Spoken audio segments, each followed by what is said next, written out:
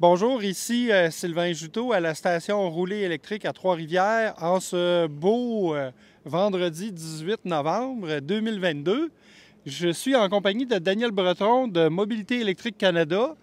Il y a un essai routier depuis aujourd'hui et hier aussi, le 17 novembre, avec l'équipe de Lucid Motors de l'équipe du Québec.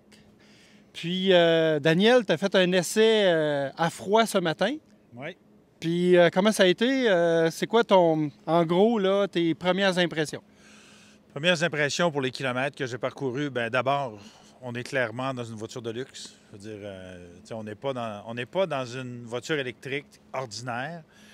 Moi qui ai essayé des véhicules de toutes les sortes depuis plus de 20 ans, en passant des petites voitures pas chères jusqu'aux Mercedes, les plus chères, etc. Tu as vraiment l'impression d'être dans une hybride entre une Tesla et une Mercedes. Tu sais, les sièges chauffants, les sièges massants.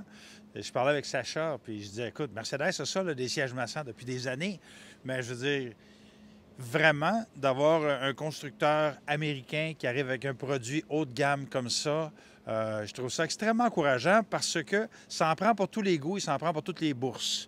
Il y a beaucoup de gens qui aiment les produits Tesla, mais disent, Tesla, c'est bien au niveau performance, mais au niveau luxe, il en manque encore un peu par rapport aux meilleurs Mercedes, aux meilleurs BMW. Fait que moi, je dirais c'est quasiment une Tesla de luxe, dans le fond. C'est-à-dire que c'est un peu plus luxueux qu'une Tesla. Puis je regarde le design. Moi, personnellement, je trouve que l'ergonomie est un peu mieux faite que dans une Tesla. Les sièges, écoute, c'est des sièges vraiment extraordinaires. Il y a une chose qu'il faut dire, c'est une sedan. C'est-à-dire que tu... C'est tes préférés, d'ailleurs. Ben oui, j'aime beaucoup les sedans, beaucoup plus. Tu sais que moi, les VUS et pick-up, là, c'est pas du tout ma tasse de thé. Fait que, donc, on compare vraiment ça à une classe S ou un Audi A8, une série 7 de BMW. Donc, face à cette compétition-là, moi, je trouve vraiment que c'est un véhicule qui est super intéressant.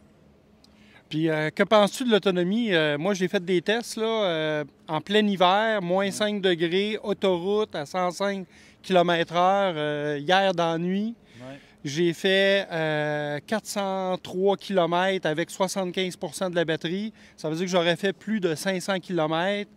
Ça veut dire que la cote EPA de 830 km est réaliste, mettons, pour conditions d'été idéales. Ça veut dire que de Trois-Rivières, on peut se rendre à Val-d'Or sans recharger, même si moi, en tout cas, ma vessie n'est pas capable que je ne sois pas capable d'arrêter.